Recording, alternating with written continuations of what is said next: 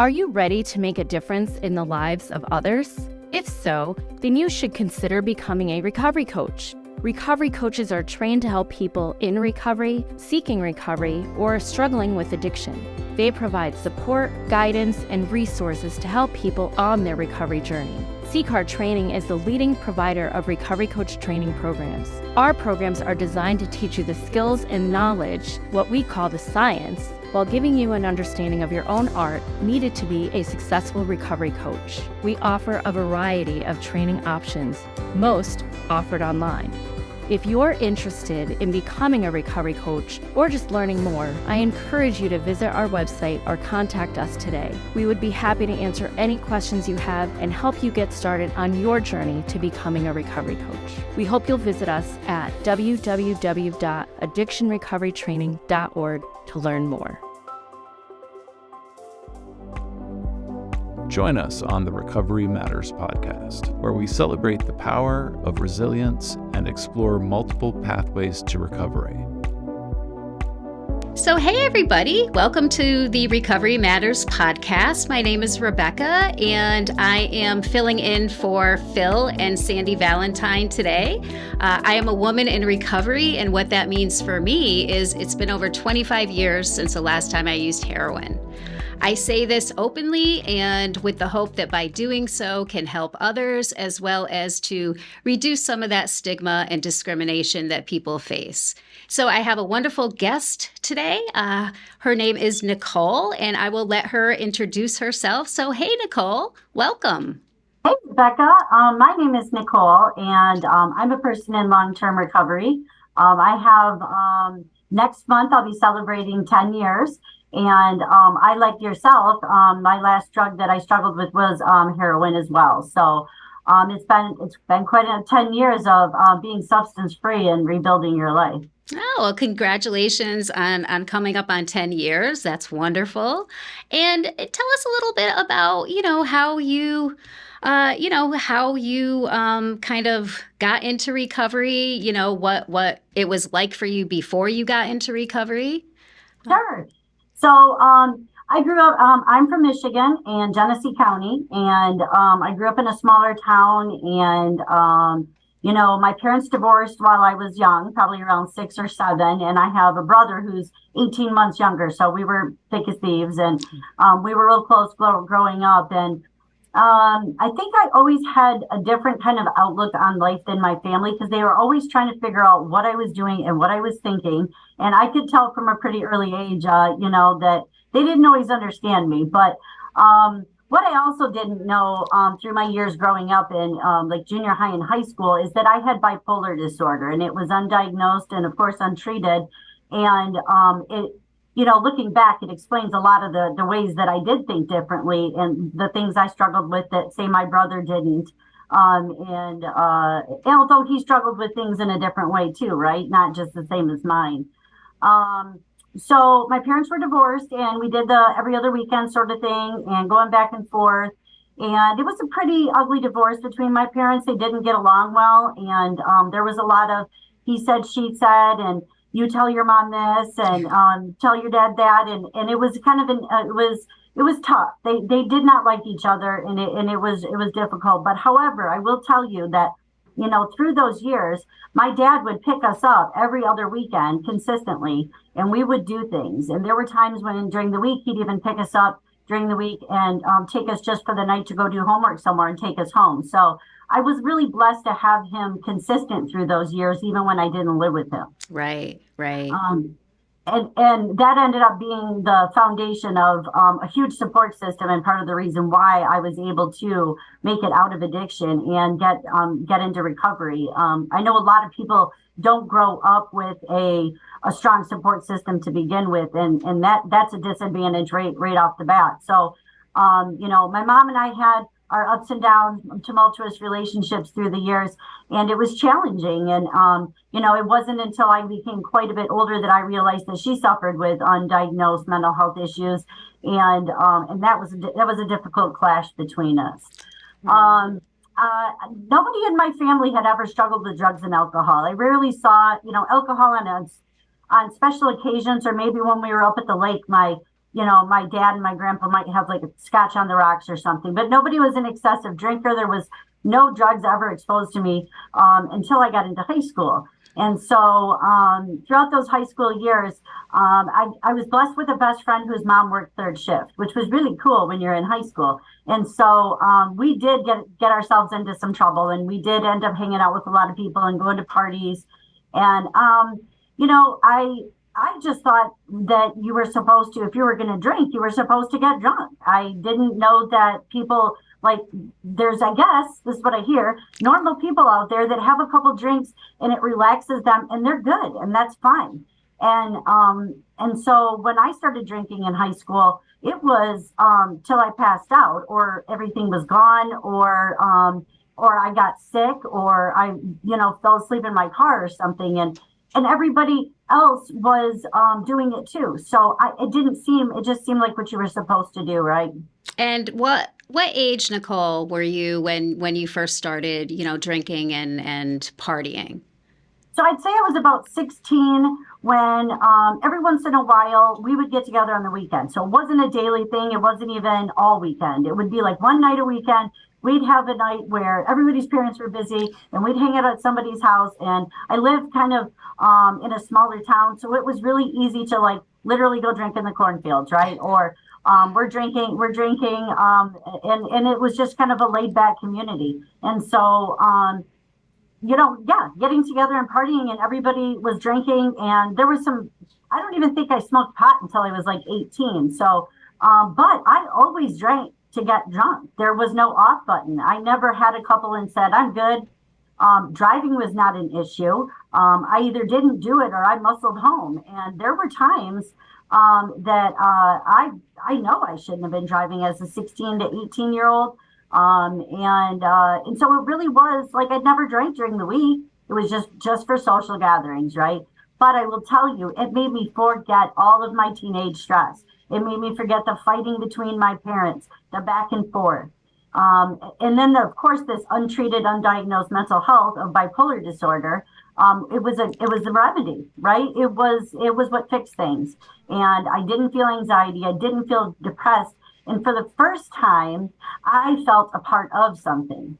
And I had found out later in my recovery journey, which is the best part about being in recovery, is learning who you really are and were. I discovered that I really was on a path to try to find my people. I needed to feel a part of my family. I didn't connect with everybody, and I needed to find a social peer group that I could feel a part of. And these guys were drinking and we were having fun. And then I felt that. Right. I was not an outgoing person then like elementary, junior high. And it wasn't until I started drinking that I really started to become more comfortable, being social. Yeah. And that was the crowd that you fit in with. I did. Well, I don't know that it was, but I made myself fit into it, right? Yeah. So I decided that was the one I wanted to fit into. And chameleons, recovering or addicts and alcoholics, we are great chameleons, right? We can fit into any situation if we need to. Sure. And so that became my first mask, right? The first time that I tried this mask on, and it worked for me. So how did it progress to other substances, other, drugs? When did that happen? So when I was about 18, we went to spring break, loose on Cocoa Beach, Florida, and I tried marijuana for the first time. And it's great to relieve that social anxiety that I would sometimes feel and just really relax. And for someone with bipolar to kind of slow your manic brain down, that was a nice feeling too. And then when I was, so I smoked kind of on and off. I wasn't really buying it. It was like if other people had it, I would smoke around them for the next couple of years. And then when I was 19, no, I was 20, I met my husband, my first husband. And so I was 20 and he was 22 and we dated for about a year and then we got married. And he smoked marijuana pretty regularly and drank pretty regularly. So at this point, I'm drinking like 3, sometimes 4 times a week. And never just a little. There were times I just wouldn't drink. If I didn't want to get drunk, I had a power of choice back then, mind you. If I didn't want to get drunk, I just didn't drink at all. I didn't see the point. And so it was usually like 3 or 4 times a week. We were in our 20s. We had just gotten married. And then I got pregnant with my son when I was 21. So when you left high school, did you continue your education? Did you start working? Before you got married, what were you doing? Yeah, I so kind of both. I was taking some classes, and let me go back a step. I got married at 21. My first child was born at 23. So between like 18 and 21 when I got married, I was definitely working. I did a lot of sales jobs. I enjoyed sales. I started to become more social, and I also when I turned I was going to school at Mott. Community college just to start like getting towards an associate's. I didn't have a plan or a career in mind, but they were telling me I should probably go just knock out some of those prerequisite classes. So I did. Mm. When I turned 21 and we got married, it became more about paying the bills, right? And so I was taking less classes and taking a break from classes and really focusing on just working. And at 21, I became a bartender. And I found out how much money you can make doing bartending and waitressing. And but what I found was that social anxiety was hard out there. And I saw those other waitresses and bartenders just be comfortable and making everybody else laugh. And I just couldn't figure out how to act like that. And I find out later that the customers are tipping them with packs of cocaine. And when the first time that they did that for me, I said, I have a hard enough problem with the way I drink and smoke. I really don't think this is a good idea. I mean, I was 21, 22 years old saying, like, this doesn't sound like a good idea.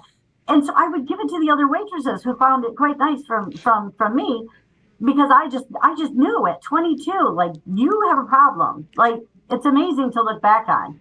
And it wasn't until I was 27 that I actually finally said, you know what? What's the big deal? What's everybody doing? Right. Why is it such an exciting thing? And I tried it for the first time and felt like my whole personality changed into what I saw them. I had no inhibitions, and everything was funny, and it was terrific. And I was able to use it as a work tool, and I only did it when I was at work for a long time. Wow. Wow. That's unusual. And, but I can see how that happens where, you found that, when you did the cocaine, you were able to provide that, customer service and smile and be social and get those tips. Yes. Yeah. And stay up all night because you're bartending and waitressing, right? Yes. So my son was born, my son Brendan was born when I was 23. And so I did, obviously I was able to stay sober from everything when I was pregnant. And that was a blessing because, I don't know that in my 30s, I would have been able to do that. So Right. my addiction had way progressed by then. But at 23, he was born and he was like, this is a whole different part of my life. And things did kind of slow down a bit. I wasn't drinking as often. I had a baby to take care of, and I was a first time mom. And then my daughter was born when I was 26. Now the story there is a little different because by the time Brendan had really started to get a little bit older and more independent, I had started to kind of go back to school, and I was starting to get busier.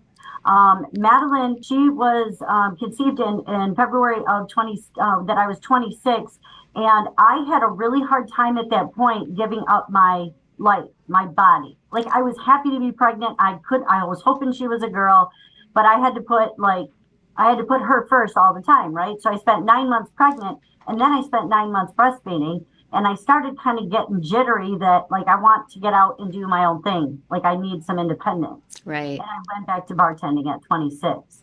And so you can see that within that next year, that's when I ended up saying yes to the cocaine. I was tired. Yeah. I was trying to run around and be a mother of two. And so it was tough during those years.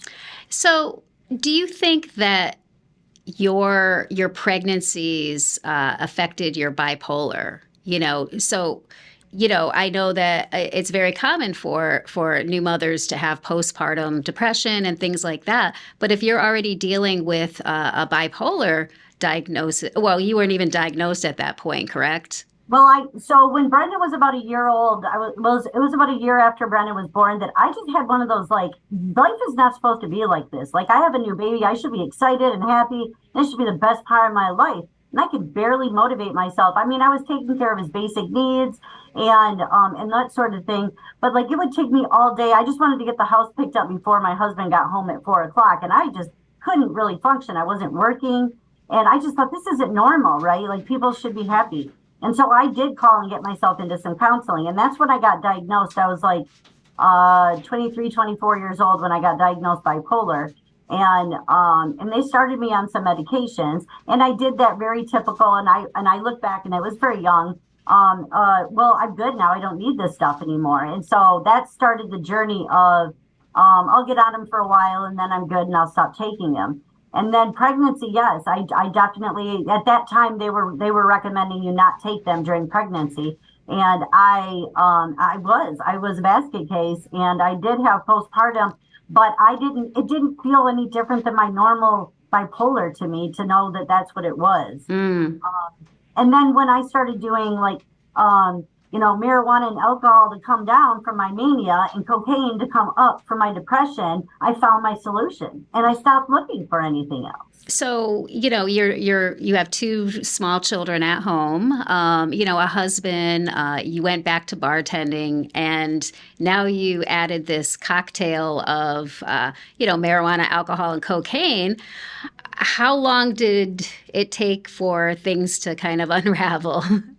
Well, I think the marriage started to go south. We were both kind of had different, like, he was very, he was very focused on just working. And I had like goals and dreams. Like, I wanted to finish school. I wanted to go into some stuff. We just stopped being able to work together for goals. And it was pretty amicable. It wasn't like destructive, thank God, because that's what I watched growing up.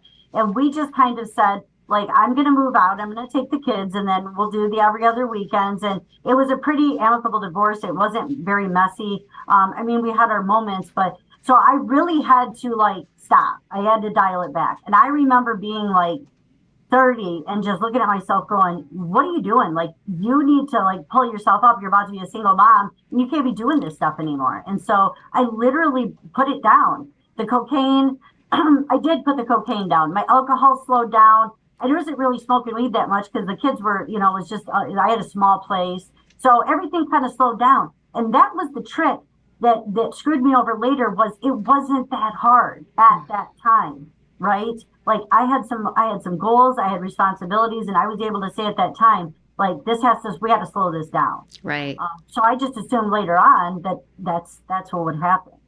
Right. Yeah. Yeah. Why wouldn't you think that, if it was not hard, during pregnancy and at other times that you wanted to slow down or quit or whatever, why would you think it would be any different, any other time? Yeah. And then, like, as the kids started to get into school and stuff, so I got divorced. The kids were like 3 and 6, and they started getting into school, and I was doing PTA mom stuff. After the divorce, I had met somebody else, and we had a blended family together for 5 years, his 2 and my 2. And we did soccer coaching, Girl Scout leader. I mean, I was still drinking and smoking pot. But I wasn't running my life.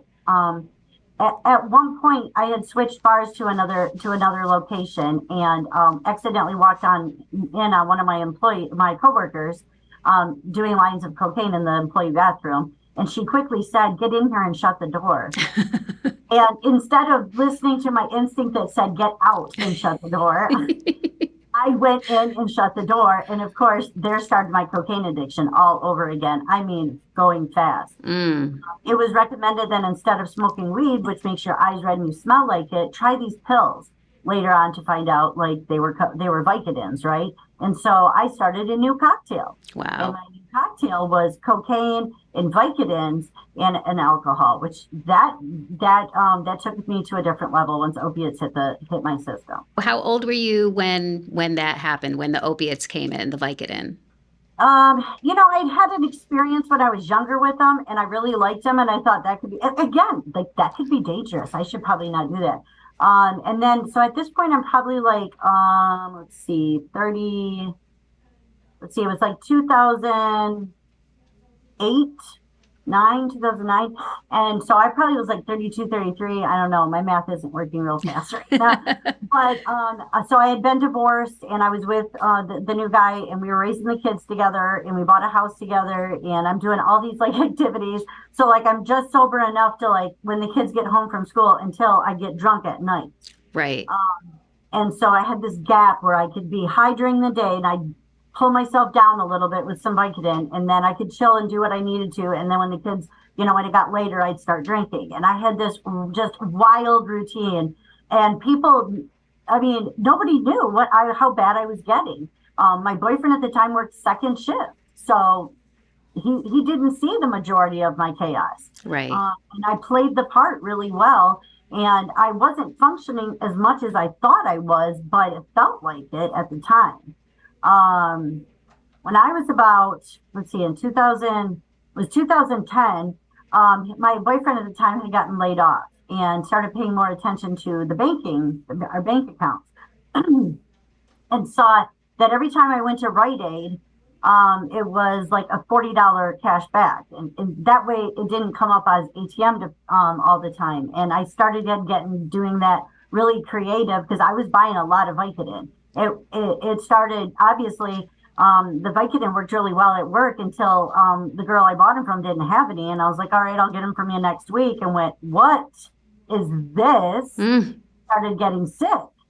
And so we didn't do that anymore. We had a couple other people that made sure had them. And I started pulling money out, and I'm still doing cocaine.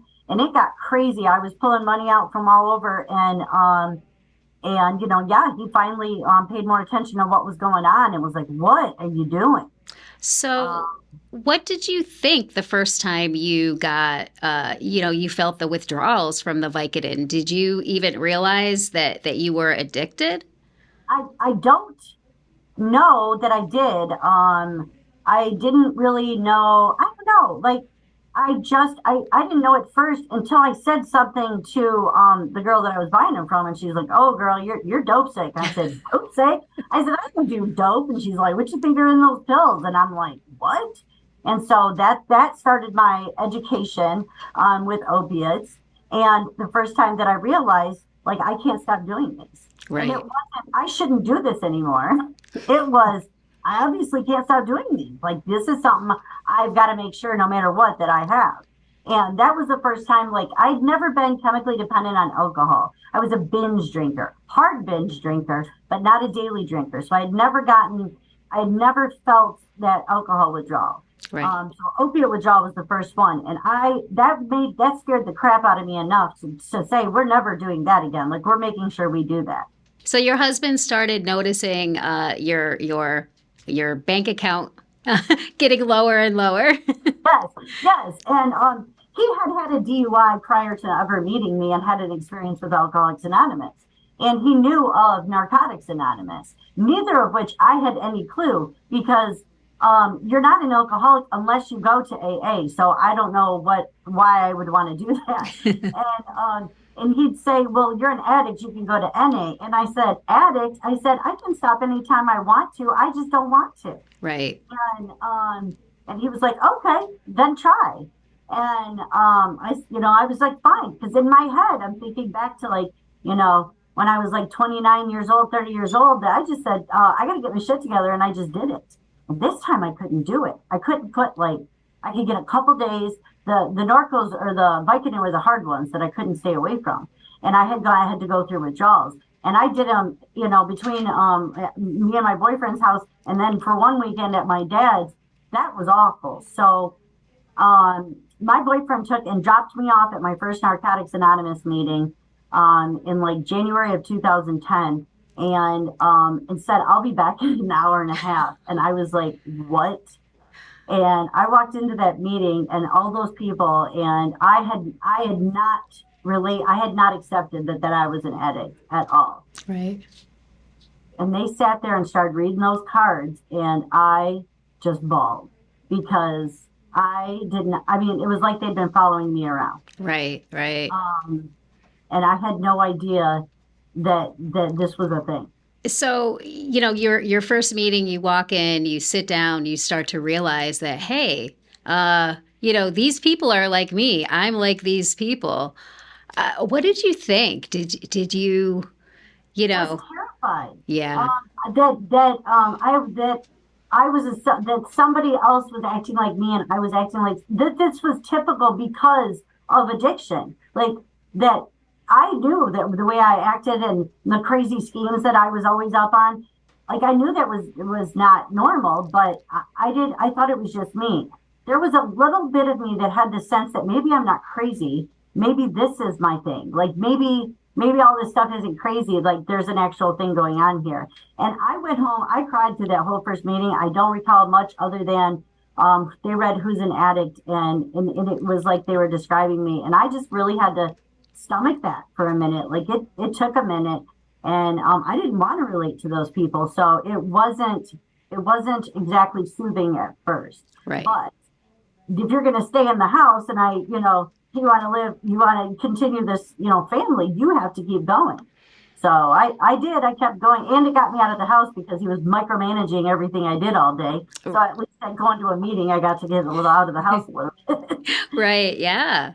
Well, I'm just kind of surprised at your boyfriend's insight that this, to encourage you, almost mandate you to go to these meetings. For somebody that didn't really have a lot of direct experience with, what to do when somebody is struggling. So, well, he had been to AA when he had his DUI for years and years prior. So he did enough AA meetings that he must have heard something. And, he honestly, I mean, he was a drinker too, but like he must have heard something in those meetings that he didn't know how to express to me to help me. And I think that is all it was, is like, you need help and I can't help you, but I bet you these people can, because I don't even know what to do with you.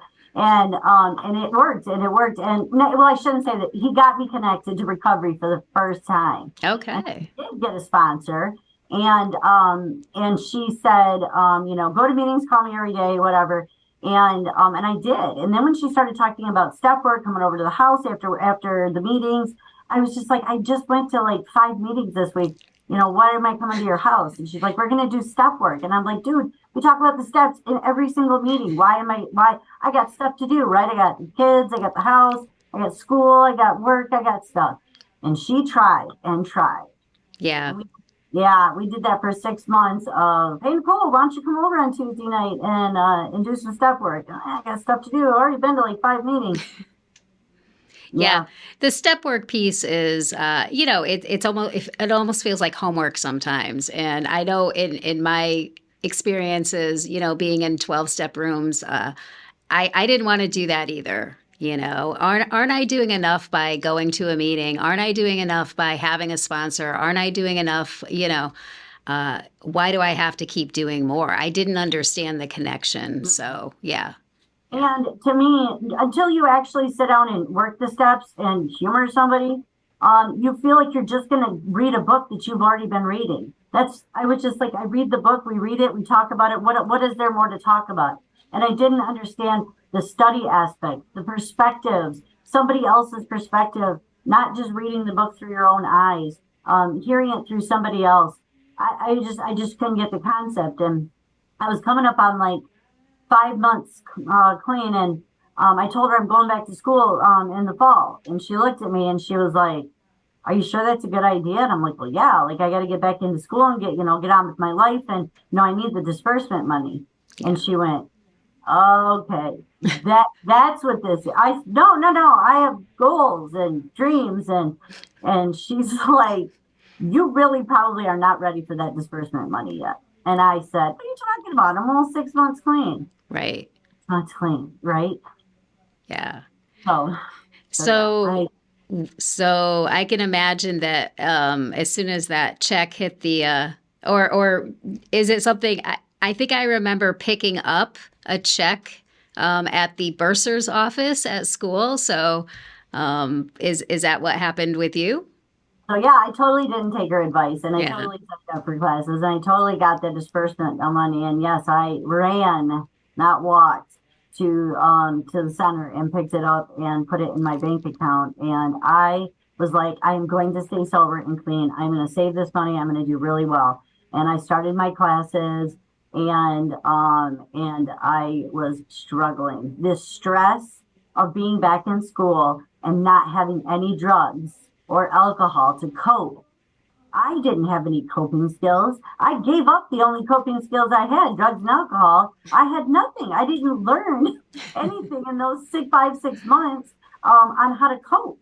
I just knew how to stay away from it. That's all. So like I could manage. I mean, I could manage the stress of the everyday stuff. But when school hit me and the stress and the studying and trying to study and the dog and the kids and all that stuff is going on, man, that got really hard.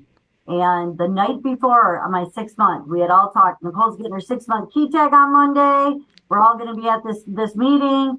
And Sunday night, I literally lost it the night before. And I went to the dude's house and bought every drug they had and stopped at the liquor store and came home and just drank that blue key tag away. And I mean, I didn't, that's the thing is my drug of choice is more of whatever you have. I stopped being a picky about what it is, and I just wanted to alter my mood in some way because I had no coping skills to be able to deal with any feelings, good feelings, bad feelings, scare, fear, disappointment. Drugs and alcohol were the only thing I knew how to do that. Yeah. Yeah, absolutely. So when did the shift into recovery come for you? How long was it after that first 12-step meeting that you got back into recovery? Well, after that relapse, I had found a solution. So I knew that there was help. I knew there was something that if I could just decide that I was done, that I knew there was a place I could go. I knew there was something that would work. And I was just really struggling to follow direction. And honestly, I just wasn't done.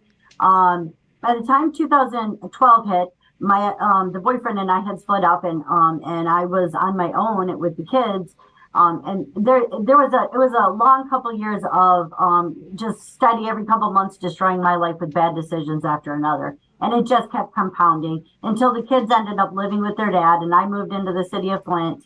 And I was, and then he said, my kids' dad said, you're clearly a hot mess and you cannot take care of these kids, and would not let me see them. And that was a big thing. I've been about 7 months without seeing the kids until I finally had gotten them to give me some visitation. Like my rights weren't taken, but he just physically wouldn't let me take the kids. And I had no way of fighting it because I couldn't produce a clean drug screen. Right. So the kids started coming back every other weekend, and that I thought was going to be enough to go, okay, don't do that again. But I had a really hard time putting down everything. Like I'd put down the cocaine again and the pills, and I was still drinking. And it really didn't last long before I started picking the pills back up again. But at this time, I'm still trying to be a responsible mother every other weekend. I ended up getting into a relationship at the fall of 2012. And this was a person who had a $60,000 trust fund and was a heroin addict. And for somebody who was spending about $80 to $100 a day in pills, this was a match made in heaven. I mean, this Bonnie found her Clyde. The love of your life. Yes, so much so that 2 months later, we got married.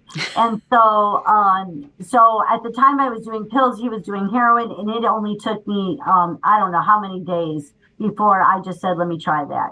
And I rationalized at the time that what's the difference between snorting cocaine or snorting heroin? They're both bad for you. And I do this, but and then there was this other part of me that had like this much knowledge of opiates that said one opiate's the same as another. I already know about this stuff until I withdrew off heroin for the first time. And that whole we're not doing that again thing was at a completely different level. I honestly didn't realize how much worse it was going to be. Right. And so I spent the next year and a half, for the next year, going hard on heroin, eventually IV heroin. And then I ended up shooting up in my ankle so that I could reduce some of my track marks. And I got a really bad infection that got into my bloodstream. The main vein in your leg is called your saphenous vein. It's a big fat vein that brings blood back up to your heart. And mine ended up with 2 blood clots, and it was really infected. And so I actually ended up in the hospital, and they had to cut the vein out of my leg. Wow. And, yeah, from my groin to my ankle. And then I had like 34 stitches and 100 staples, some crazy thing like that. And so I had a very serious vascular surgery with plastic surgery. I lost a lot of my inside of my ankle, and I had a skin graft. And I remember being in the hospital, and those guys were like, you're done, right? And I'm like, well, yeah, but that was easy to say in the hospital when they're shooting me up with like Dilaudid and Xanax. How were you treated by the medical staff at the hospital? Because you can't hide how you can't hide. Yeah. I tried. So that was what took me so long to get into the hospital, is I could not come up with a good enough story to take my butt into ER and tell them what happened, because I was terrified they were going to judge me. Sure. And so I made up this big crazy story about how I scraped the inside of my ankle on the corner of the bed frame. It was rusty or something. I don't know. It's the best I could do at the time. But I finally got in there, and I'm laying down in the bed, and nothing is making sense. Like, I'm in septic shock at this point. My vitals are crashing. I am shaking from head to toe. They can hardly get a vein. And nothing I'm saying is they're not able to like make something make sense. And she was trying to get an IV, and I was shivering. It was hard for her to do. And they needed to get a second IV in my other arm because they needed 2 antibiotics going. I was crashing. And when I opened my arm for them to get the second IV, because you always give for someone the arm that doesn't have the track marks. Well, they needed the other one. And that nurse looked at me and he said, "Oh, she's a heroin addict."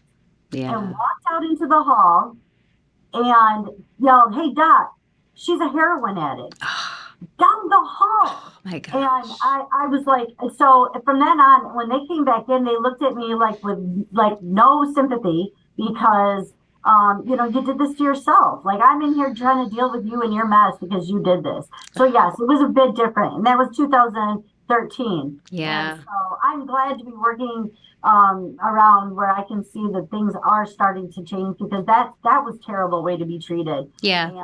And condemned. Yes, I was super sick, and you bet I did it to myself. Yeah, that's so disappointing to hear that. But I'm not surprised. And, I agree. Hopefully that attitude is shifting, especially in the medical profession, Yeah. Because I hear coaches are going into ERs now. So yes. Yes. And so the nice thing about that is that we are changing the dynamics of that. And that part of my story comes in just a minute. Okay. But, I still ran out there. I left that hospital with a bottle of Vicodin and immediately flipped it for heroin. I didn't stay sober 24 hours out of the hospital because I was the same addict going in as I was coming out. Nobody offered me treatment. They should have demanded that I went right straight to a residential or something. And I think they might have said, "Do you want help?" or something. I just blew them off. And so I'm glad things are different today. But I spent that whole rest of that summer ripping and running on freaking crutches and still doing drugs. And I overdosed twice that summer for the first time. Overdosed and had to do Narcan several times. And that was a huge rude awakening that I almost got that close to dying. And that was in what year? 2000. It was the summer of 2013, and you were starting to get hot packs. Like every so often, there would be some fentanyl in a pack. And I would do a 20, and it wouldn't do anything. But all of a sudden, this time, it did. So it was where fentanyl started to get introduced, but it wasn't in everything yet. Yeah, it wasn't widespread. And who Narcaned you? It must have been an emergency service. Right. Yeah, EMT or paramedic. Yeah, I was actually in a Walgreens bathroom the first time I overdosed. They didn't even have Narcan. Wow. Yeah. And so they called the paramedics, and the paramedics came out with a sheriff's deputy, And I just was like, I'm fine, I'm not going to the hospital, I feel fine. They're like, you're fine because we Narcaned you. And I said, I don't know what you did to me, but I am okay now. And I said, I'm not going to the hospital. And that sheriff's deputy put my kit out in front of me and said, hospital or jail. Oh, And I wow. told her which hospital I would like to go to. Yeah. That started that last overdose, though. Kind of, that's it. It's time to get treatment. So I went and signed up for treatment, and it took 12 days. And I used every single day up until the day that I went into treatment, and that was tough. I was very codependent, which is another one of the diseases and sicknesses that I have and don't necessarily struggle with. I manage today, but that was just as devastatingly. There's so many more consequences from my codependency as it was my addiction, and not being able to get myself into treatment, because if I didn't go, or if he didn't go, I wasn't going to go. And so we finally did go to treatment. September 5th, 2013 was my first day sober. And I did get through a couple months. I got right back into Narcotics Anonymous, and I made it a couple months with him. But he ended up court ordered to a alternative to jail program for a drug charge that he had gotten, and he was going to be gone for like 3 months. And my codependent self just lost my mind on how I was going to survive. And my therapist at the substance use facility said, "Why don't you go to recovery housing?" And I said, "I am 37-year-old married mother. I am not going to go live with somebody bossing me around." And he's like, "Well, let me know if you come up with something else." 4 days later, I said, "I got nothing. How do I get in?" So that started. I think that's when recovery really started, is getting into that 3/4 house, that recovery house, because that taught me how to grow the heck up. And I did not realize what a child I was up until 37 years old. Childlike thinking, selfish, self-centered, tantrums, impulse. I want what I want. I had no idea like how childish that was. So the recovery house you went to, was it associated with the treatment provider you went to? Well, no, actually not. No, it didn't. There was a woman who she opened a women's recovery house, and it was one house with like 4 bedrooms. And you can, between the bunk beds, I think you could maximum 7 people. And she ran it as a 12-step recovery house. So it was less treatment related and more 12-step related, because she was just an independent. She had been able to, get funding for through the county for to be able to do it. And she worked really hard to establish this. And she'd been doing it for a long time. And it was just 12-step base. Every time I got in trouble, I had to write a consequence paper written about a topic that came out of the big book of Alcoholics Anonymous. And so I wrote a lot of consequence papers there, and that lays where I know the big book so well. But when I got to the recovery housing, I had to follow my peers around for the first few weeks. I couldn't go anywhere by myself, and they were going to AA, and I was like, I'm a heroin addict. I don't know why. And so, but I didn't have a choice. Then I discovered that, wait a minute, when I drank, I definitely drank like an alcoholic, and that came first. So my first drug of choice was alcohol. My last drug of choice was heroin. So I'm actually an alcoholic with a drug problem. So I decided I qualify for any room that I earned my seat and paid my dues. And I somehow was able to completely sync up with Alcoholics Anonymous program and the people that were sent into my life to help me grow up. And those women in AA, I'd never listened to a person talk to me that way. That I was going to do they would tell me stuff about myself that I'd never had anybody be able to get through to me and not be just immediately defensive and mad. I would just be like, really? And I'd take a look at the stuff they were saying. I was just super open-minded at that point that I was convinced. I'll tell you this, Rebecca, I was convinced that if I ever put dope in my body again, I would die. Like, I would be that person that if I do it one more time, I'm going to die. That'll be it. That probably saved your life. Well, I was super convinced. I was super convinced that, like, one more time and I'm done. And that's suicidal. And I'm so not suicidal today. Right. So that keeps working for me. Well, I definitely, I've seen and experienced myself the power of women helping other women.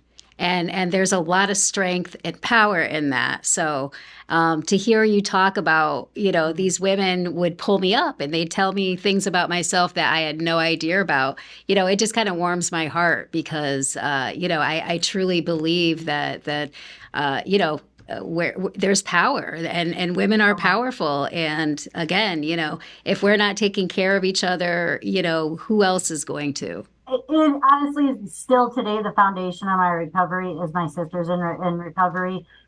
There is a bond, and I never knew that women could be friends like we were when we were like 8, where you have that best friend that you can tell all your secrets to, and that you just can't wait to share every little thing to. I didn't think that was something you could have as an adult. And honestly, I pretty much thought that like women were sketchy, you know what's, and they were trying to steal your money, your drugs, and your man. And I don't trust none of y'all. But that Dane Recovery House said you got to go to 2 women's meetings a week, and I said, man, you are really pushing it. But that's where I sat in the basement of an Alano house and hearing them women tell their stories and not judging me for mine. They were like, join the club, welcome, you're in the right place. And I'm like, really? And guys had always made me like I would never admit that to guys, but I was able to get so much more out in those rooms. So yeah, today, so I have the same sponsor I've had for 9.5 years now. Wow. She's freaking amazing, and then we just have this like huge family. We get together and do bonfire like in the fall in October. We do a bonfire women's AA meeting and stuff like that, and that is the core of my recovery. So those women taught me how to grow up and be a responsible, productive female who respects herself and believes in herself. And, like that was hard stuff. Yeah. I was really hard on myself through those years. Yeah. So when you went to the recovery house, how old were your children at that time? Let's see. My kids were like 10 and 13 when I got sober. Okay. So, 2013, they were 10 and 13. And they knew a lot. I mean, through those last couple of years, my daughter found a Gatorade bottle full of used syringes behind my dresser. And, like there was stuff they saw. And when I was in the hospital, my dad had been up there with the kids to see me. And that doctor came up talking about my heroin use in front of my kids. And it was 10 and 13. They know enough about that it's a bad drug. Right. So it was a tough journey. I'll tell you, the kids were living with their dad still at that point, and then my parents were very heavily involved, both my mom and my dad, and the kids' other grandmother, and they raised them up through those years. It was nice to know that, and we would do some visiting. I took a lot of letters. I started out with a lot of letters to the kids, right, and then consistent phone calls where I'll call you every Tuesday and Thursday, and I did. And then we started with some visits with my dad. My dad, I have no driver's license at this point too, by the way. So I'm taking the city bus everywhere. And so my dad picks me up and the kids, and we go to dinner and spend some time. And then I go back to the recovery house. Kids go back home. We did that for probably about, I don't think the first time I spent the night with my kids I was almost a year sober. Okay. So yeah. It was a long, difficult journey of being honest with my kids and telling them, did the Xbox really break? And I'd say, no. Yeah. I found it. And, answering those hard questions to rebuild their trust and just face the music with them. So it was hard, but man, they're just in this year, my kids turn 21 and 24. And so the bond that we have today was worth those couple tough years of doing the hard work and rebuilding it, because we are thick as thieves now. These guys are awesome little people. Yeah. Yeah. And I'm sure that they've seen things that they've kind of taken internally and have,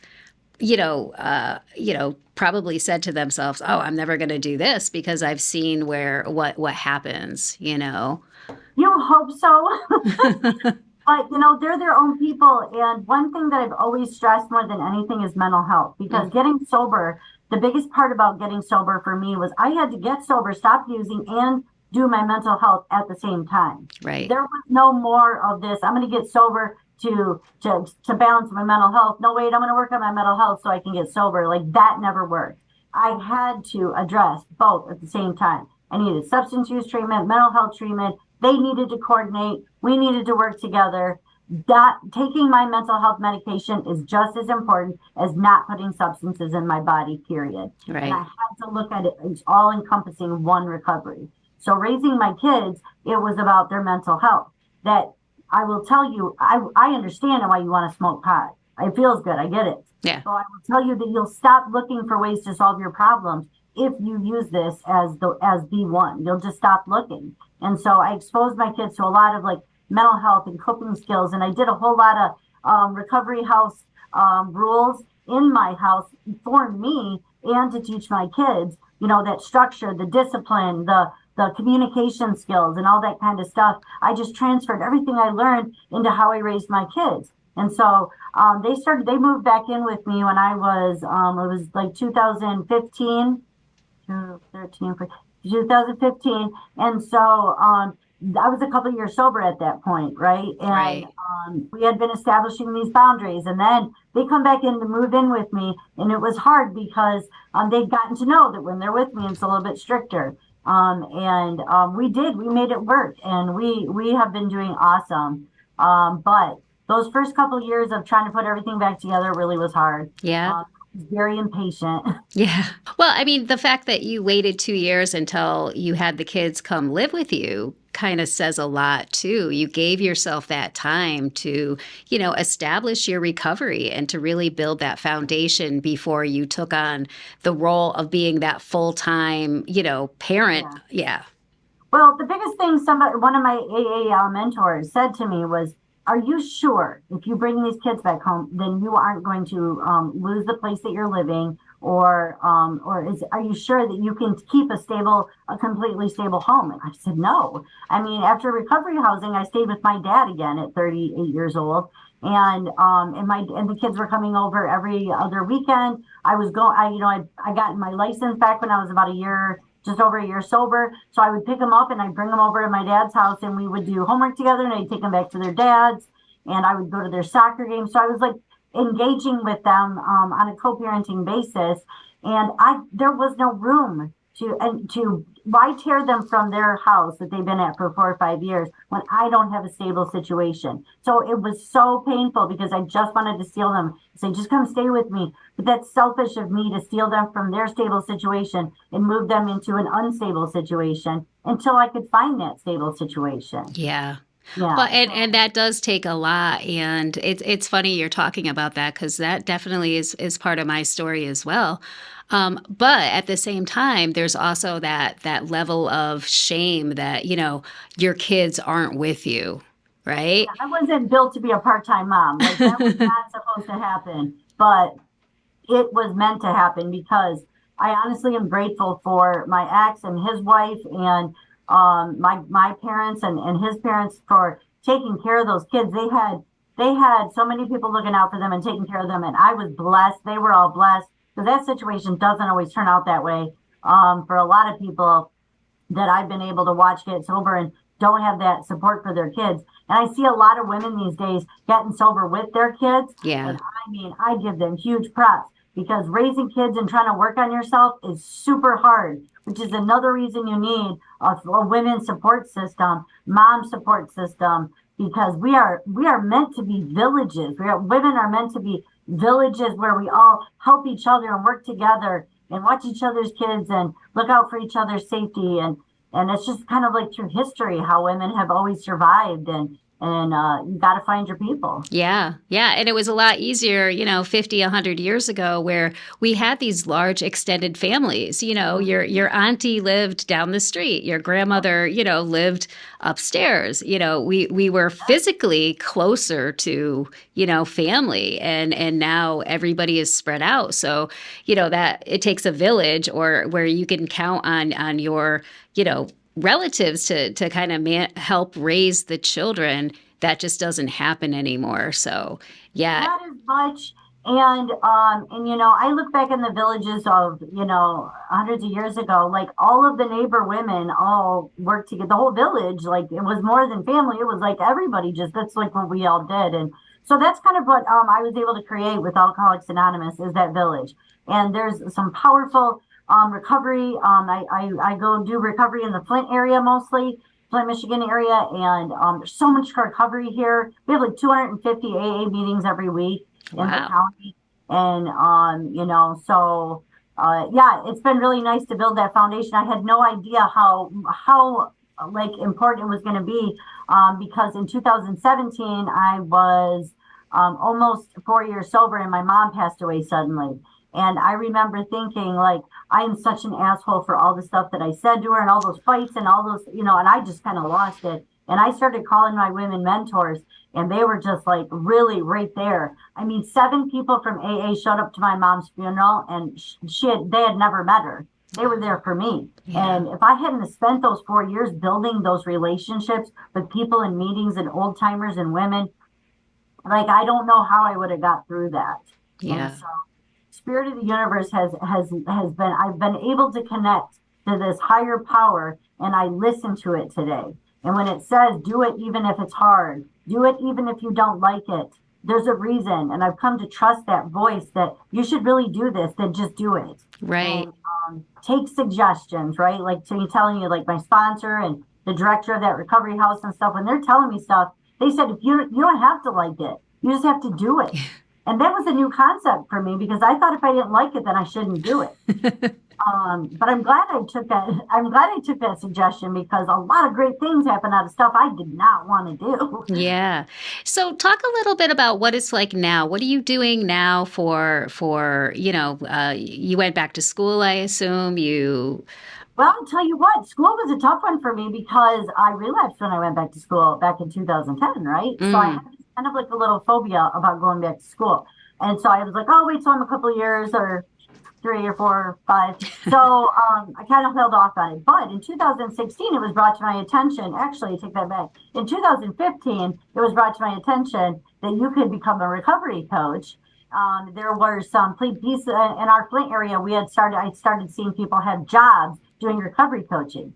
Well, I was probably 6 months sober. So 2014, somebody said to me, will you be my sponsor? And I was like, cool. So I started sponsoring, and the feeling that I got when I watched somebody like get this, like understand, change their perspective, watching like freedom happen and the relief of the obsession of drugs and alcohol being gone, like experiencing that, I said, I've got to do this. Like, if I'm going to stay sober, like for the rest of my life, this has to be my lifestyle. It has to be more than just meetings and phone conversations. Like, I need to do this. I need to be around this all the time.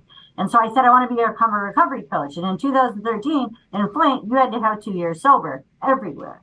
And I tried like heck at a year, 18 months, applying all over town. And they were like, keep coming back. And so when I got 2 years, I put out another round of applications, and I ended up getting hired at the same organization that I went to treatment at. But it was in the local outpatient.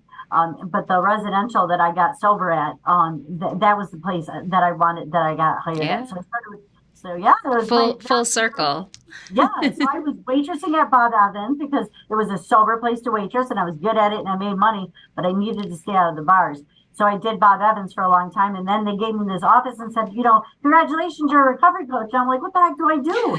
And they were like, well, there's a C-card training in like 3 weeks. You need to get registered. We're going to pay for your hotel and give you money every day to eat. And I was like, say what? So you actually flew to Connecticut to take the training? I wish I could have. That would have been awesome. There was a really amazing trainer who still teaches in our state today that was doing a ton of trainings at the time.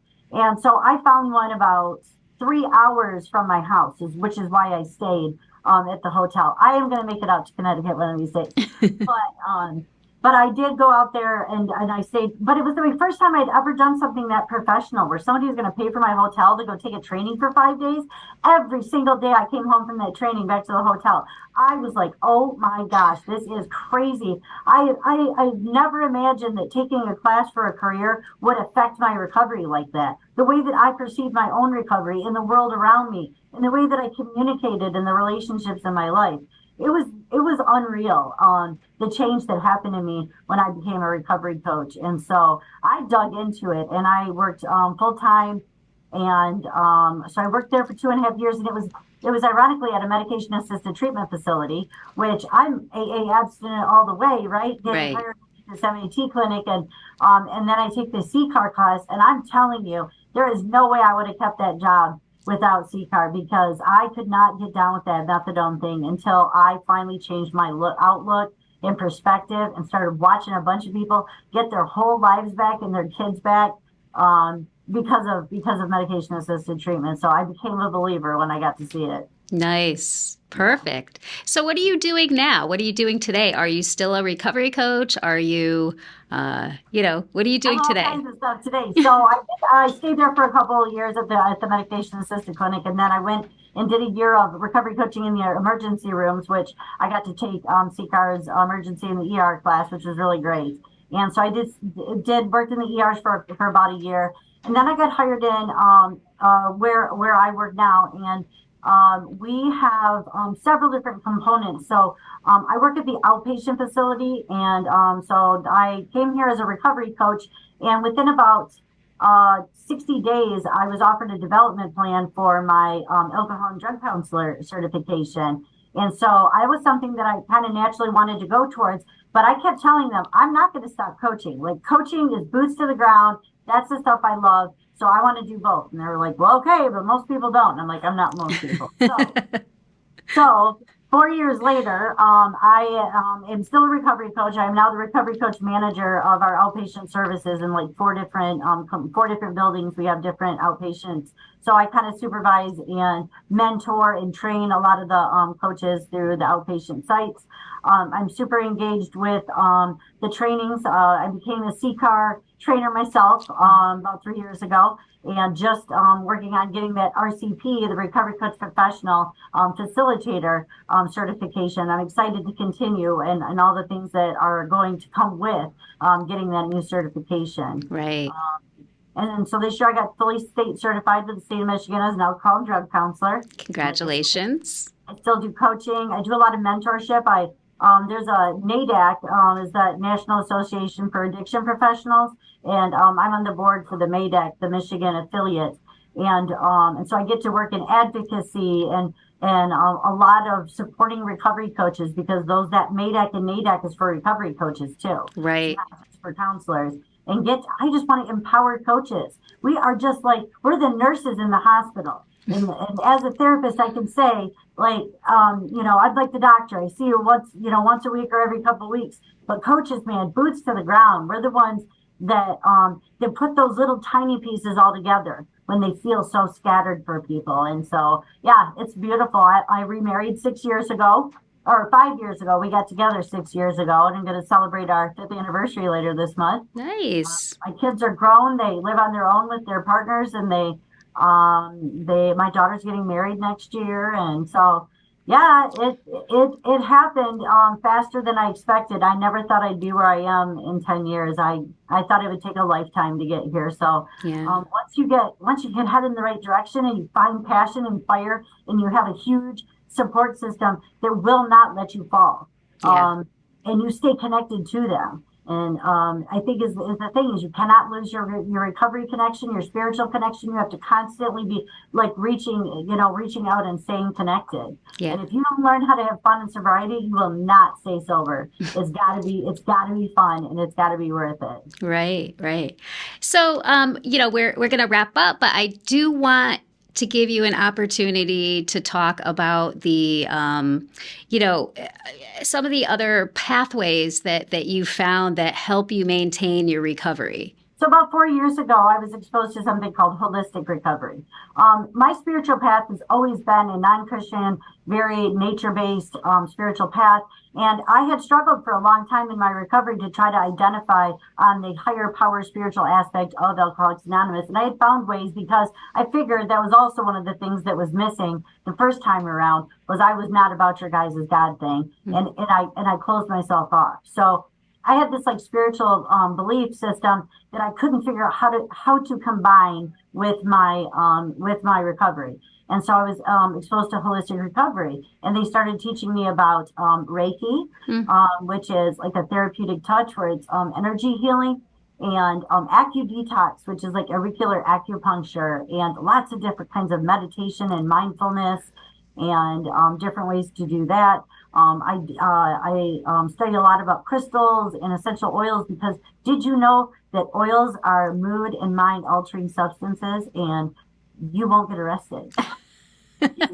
So I still love to alter my mood and my mind with these different things in my life. Meditation does that for me. I still don't like the way I feel sometimes and want to feel better, but I use holistic modalities to do that. And so we have some support groups and stuff like that in the area that kind of combine recovery and holistic. And it's been really awesome to just really feel like I found my people, right? All those years that I drank and drugged to find my people, I didn't think I'd find it in recovery. I didn't think that these were my people, but they definitely are my people. Yeah, absolutely. Absolutely. Well, it's been a pleasure to talk to you, Nicole. Thank you so much for joining us. Again, I wish you all the best. 10 years of recovery and 5 years of marriage, and, just the possibilities are endless. They are. And I'm probably going to have to stay in touch with you so I can come out and see you out in Connecticut when I finally get out there. We would love that. We would love that. Thank you so much, Nicole.